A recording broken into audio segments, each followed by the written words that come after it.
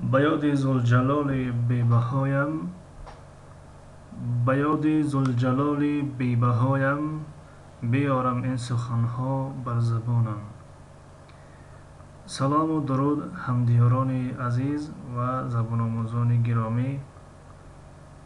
درس پنجم است از سلسله درس‌های ترکی برای نوآموزان. الفبای زبان ترکی حرف چ.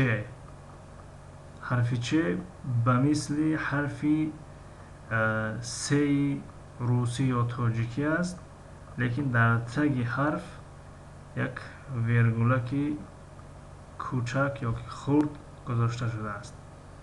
حرف چ.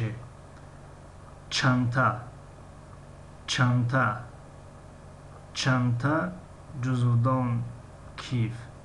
یعنی به زبان روسی ما تاجیکان سومکا تلفظ میکنیم، یعنی چانتا سومکا. چای، چای، چای، چای.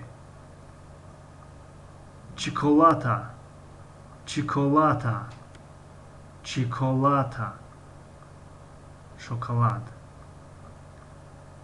چوراب، چوراب، چوراب، چوراب، جوراب.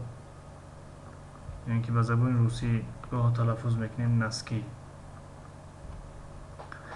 این بود درس پنجم. تا درس بعدی خدا نگهداری شما باد.